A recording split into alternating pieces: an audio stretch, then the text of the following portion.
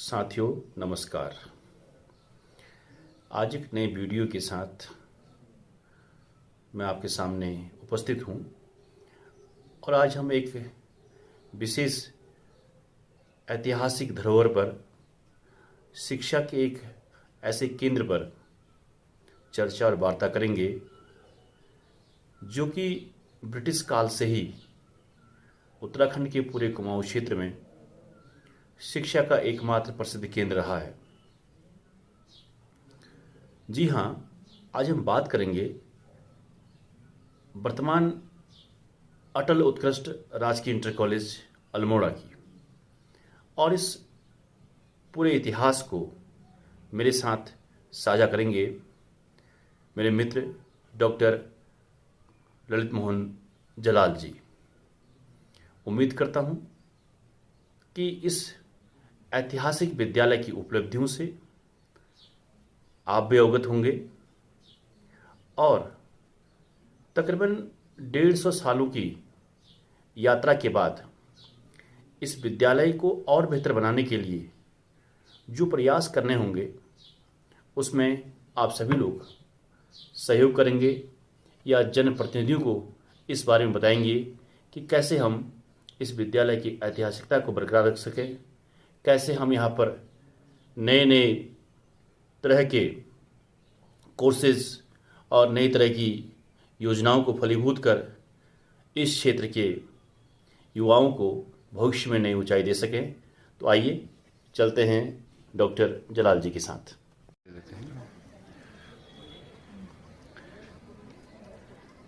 ये अल्मोड़ा राजकीय inter college की ये ऐतिहासिक इमारत कई पीढ़ियों की और कई विद्वानों की ये विद्यास्थली रही है। इस संस्थान ने न सिर्फ देश में बल्कि विदेशों में भी कई विभूतियों को अल्मोड़ा इंटर कॉलेज का नाम ऊंचा करने का मौका दिया है। निसंदेह उत्तराखंड में ब्रिटिश आगमन के साथ ही नई शिक्षा नीतियों का जो प्रादुर्भाव हुआ उससे उत्तराखंड कुमाऊं का क्षेत्रीय अछूता नहीं रहा और 1889 में यह विद्यालय स्थापित हुआ। आगे हम जानेंगे डॉक्टर जलाल जी से इस विद्यालय के बारे में। और सबसे पहले आपको ले जाते हैं हम विवेकानंद जी की यहाँ पर मूर्ति है, एक स्टैचू बनी हुई है अच्छी। तो जानना चाहेंगे डॉक्टर जलाल जी से कि ये इसका यहाँ पर क्या इम्पोर्टेंस है, सिंबॉलिक है या फिर उनका कुछ यहाँ पर रहा है योगदान। डॉक्टर साहब। राव जी धन्यवाद। सबसे पहले मैं आपका स्वागत करता हूँ राजकीय इंटर कॉलेज अल्मोड़ा के इस ऐतिहासिक प्रांगण में। जहाँ तक आपने प्रश्न किया कि जो राजकीय इंटर कॉलेज अल्मोड़ा है वो एक ऐतिहासिक पूरे उत्तराखंड में और पूरे देश में एक ऐतिहासिक रूप से अपनी छवि को आगे ले जा रहा है। तो इसमें एक नया अध्याय जुड़ता है। स्वामी विवेकानंद जी का अल्मोड़ा आगमन 3 बार उन्होंने आगमन यहाँ पर अल्मोड़ा में किया था। तो एक जो 31 जुलाई 1897 में यहाँ पर उनका आगमन हुआ और इसी धरती पर। और हमारे लिए एक सौभाग्य की बात है कि जो उनका यहाँ पर आगमन था और उनका प्रथम हिंदी भाषण भी यहीं पर हुआ। और ये उसके बाद फिर दूसरी बार भी हुआ है, लेकिन वो भाषण जो है अंग्रेजी में था। तो एक ये ऐतिहासिक इसलिए भी लगता है कि उनका प्रथम हिंदी भाषण यहीं पर हुआ था। निसंदेह जलाल जी, आपने बड़ी सटीक जानकारी दी हमारे सभी दर्शकों को, व्यूअर्स को, कि विवेकानंद जैसी महान हस्ती जिन्हें भारत का एक तरह से आध्यात्मिक पिता कहा जाता था और अल्मोड़ा जी ऐसी कोई सौभाग्य मिला और आज हमें सौभाग्य मिला कि हमें उनके दर्शन यहाँ पर हुए हैं और शायद उन्होंने यहीं पर स्पीच भी अपनी दी थी जैसे आपने बताया है। तो आगे हम आपको दिखाते हैं कि कहाँ पर जो है विवेकानंद जी ने स्पीच दी थी, उस पर हम बढ़ते हैं। तो अभी हम जलाल जी के साथ आए हैं एक बड़े हॉल के अंदर। हमें जानकारी नहीं है कि इस हॉल का क्या इम्पोर्टेंस है, तो हम सुनेंगे जलाल जी की जुबानी कि आखिर ये हॉल क्यों इतना प्रसिद्ध है। सर, इस हॉल की मुख्य विशेषता ये है कि जब स्वामी विवेकानंद जी का यहाँ पर आगमन हुआ तो उन्होंने अपना प्रथम हिंदी भाषण यहीं पर दिया था और वो था वैदिक साहित्य पर, वैदिक लिटरेचर पर। तो उन्होंने हिंदू वैदिक लिटरेचर पर ये यहाँ पर भाषण दिया था। लेकिन उस समय के अनुसार यहाँ पर उनका कोई ऐसा जो लिखित में तो नहीं है, लेकिन जो ये ज़रूर है कि यहाँ पर उन्होंने वैदिक साहित्य पर जो भाषण था वो प्रथम हिंदी भाषण दिया था। और इसके साथ ही दूसरा उन्होंने फिर इंग्लिश में भी यहाँ पर भाषण दिया। तो यह एक ऐतिहासिक इसलिए बन जाता है कि स्वामी विवेकानंद जी इतनी कम उम्र में जो हमारे पूरे विश्व गुरु बनाने में लगे रहे, उन्होंने यहाँ पर अपना समय जो है इस राजकीय इंटर कॉलेज अल्मोड़ा में बिताया। तो ये पूरे देश के लिए गौरव की बात है और अल्मोड़ा और इस राजकीय इंटर कॉलेज के लिए तो है ही है। बिल्कुल सर, आपने एकदम सटीक जानकारी अब दी है यहाँ पर कि विवेकानंद जी आए और उन्होंने यहाँ पर वैदिक लिटरेचर पर भी बात उन्होंने कही है और इवन हिंदी इंग्लिश में भी उन्होंने यहाँ पर स्पीच दिया हुआ है। तो ये अल्मोड़ा के लिए तो बहुत एक ख़ास बात है कि इतनी बड़ी हस्ती यहाँ पर आई है और आज आपके माध्यम से सब कुछ जानने का एक मौका मिला है कि उन्होंने किस किस टॉपिक पे यहाँ पर बात की है।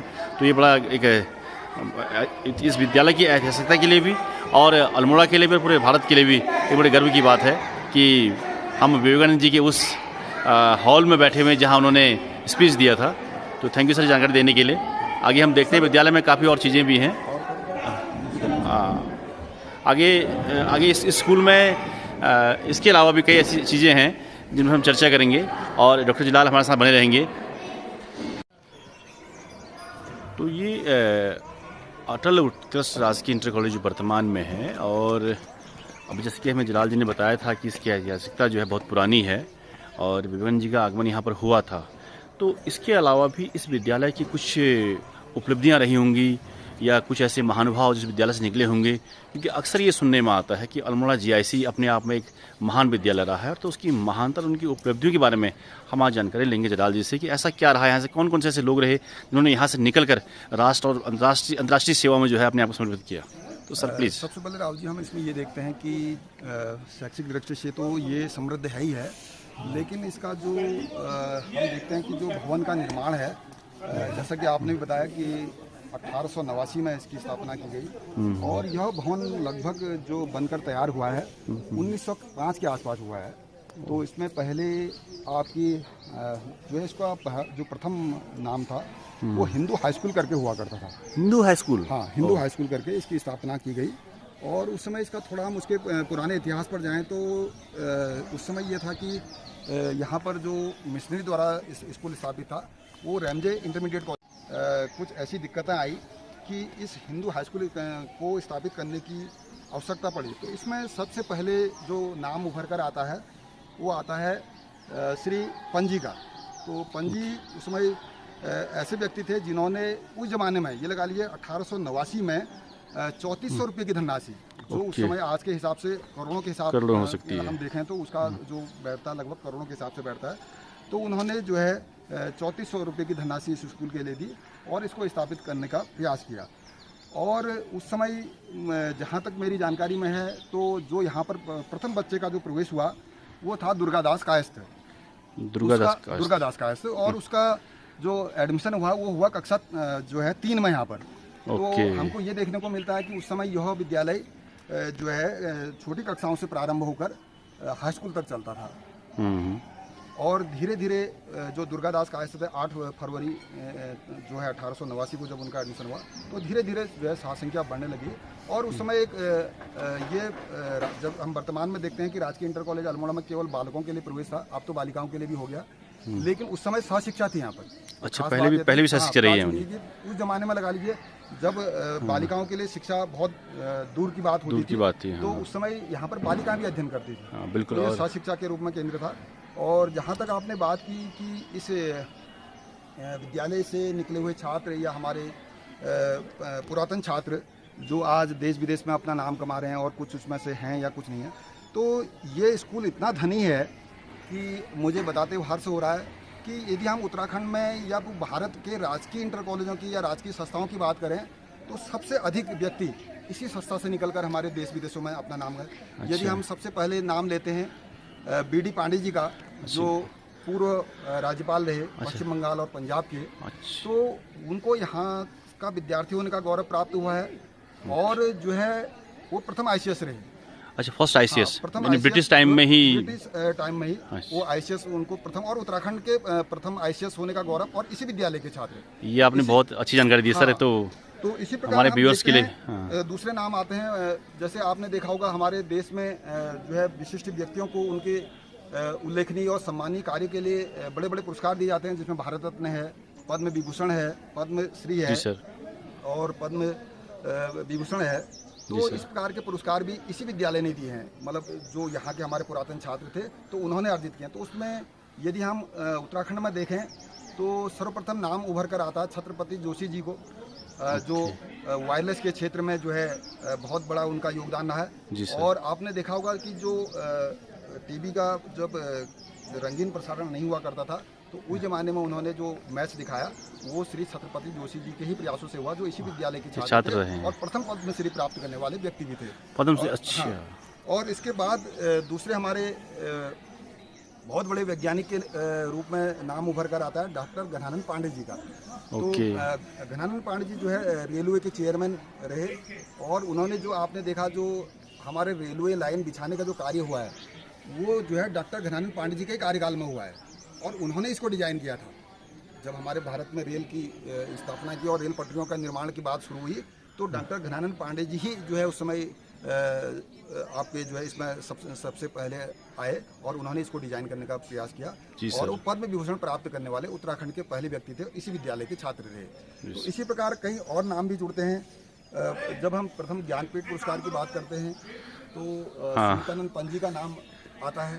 सुल्तानंद पंजी इसी विद्यालय के छात्र रहे और प्रथम ज्ञानपीठ पुरस्कार प्राप्त करने वाले व्यक्ति बने। तो ये कोई हमारे लिए सौभाग्य की बात है। इसी प्रकार आप देखते हैं कि जो पूरे देश में हमारे सबसे बड़े पुरस्कार हैं, यदि विज्ञान के क्षेत्र, ये तो आपके साहित्य के क्षेत्र में थे सुल्तान पंजी, ये कोई ऐसा नाम नहीं है कि जिसको कोई व्यक्ति न जानता हो, कोई बच्चा न जानता हो, छात्र रहे। तो इसी प्रकार और भी हम देखें तो प्रथम थल सेनाध्यक्ष की बात करें general BC Joshi ji, BC school के रहे हैं। कक्षा 8 की उन्होंने कक्षा 8 तक की पढ़ाई इसी विद्यालय से की। तो एक बड़ा नाम ये भी उभर कर आता और इसी विद्यालय के छात्र रहे। इसके साथ ही हम और बात करें प्रथम मानव संसाधन विकास मंत्री अपने उत्तराखंड के तो डॉक्टर मुरली मनोहर जोशी, वो इसी विद्यालय के छात्र रहे और फिजिक्स में उन्होंने यहाँ से ऑनर से प्राप्त किया और आगे जाके वो विश्वविद्यालय में, इलाहाबाद विश्वविद्यालय में प्रोफेसर बने और जो है हमारे उत्तराखंड से पहले मानव संसाधन विकास मंत्री बनने वाले पहले व्यक्ति इसी विद्यालय के छात्र रहे। इस प्रकार एक और नाम जुड़ता है हमारे इसी विद्यालय के छात्र रहे प्रोफेसर DD पंत जी का, जो इसी विद्यालय के छात्र रहे और कुमाऊं विश्वविद्यालय की स्थापना जब 1973 में हुई तो वो जो है प्रथम कुलपति के रूप में नियुक्त हुए। तो इस प्रकार हम देखते हैं कि जो हमारा राजकीय इंटर कॉलेज अल्मोड़ा है वो एक समृद्धशाली इतिहास लेकर समेटे हुए है, सजोए हुए है और हमें इस इतिहास को आगे बढ़ाना है, उसको समृद्धशाली बनाना है। और दूसरा एक बात यह है इसमें राहुल जी की जो हमारा इसके साथ शैक्षणिक रूप से तो धनी है ही है, जो हमारा भवन है वो भी एक जो है समृद्धशाली है। ये इंडो यूरोपियन शैली में बना हुआ एक भवन हमारा है। तो ये एक संक्षिप्त में जानकारी थी। बहुत सर, बहुत धन्यवाद। आपने इतनी महत्वपूर्ण और जो जानकारियाँ दी हैं, खोजी जानकारियाँ इस विद्यालय के बारे में, और सारे व्यूअर्स शायद में सुन रहे होंगे इन बातों को जो लाल जी ने बताया। ये विद्यालय अपने आप में एक बहुत बड़े इतिहास को समेटे हुए है। न सिर्फ कि सबसे पुराना स्कूल है, न सिर्फ बिल्डिंग बहुत बेहतरीन है, इंडो यूरोपियन शैली में बनी है, बल्कि इस विद्यालय ने जो अपना मूल काम विद्यालय का होता है, शिक्षा के क्षेत्र में जो उपलब्धियाँ अर्जित की हैं वो कहीं कमतर नहीं हैं। और आज पूरे कुमाऊं को और पूरे उत्तराखंड को गर्व होना चाहिए इस विद्यालय पर। और हम उम्मीद करते हैं कि सरकारों से भी कि इस विद्यालय में अगर एक लंबा समय इसको हो गया, 1.5-2 साल का हो गया है, और इस विद्यालय में कहीं कुछ चीज़ें इंफ्रास्ट्रक्चर में कहीं कमियां आ रही हैं, उनको सुधारना चाहिए और इसकी ऐतिहासिकता को जो है बनाए रखना चाहिए। तो मैं आगे कंटिन्यू करूंगा इसमें लाल जी के साथ इस विद्यालय की कुछ और चीज़ों को। धन्यवाद।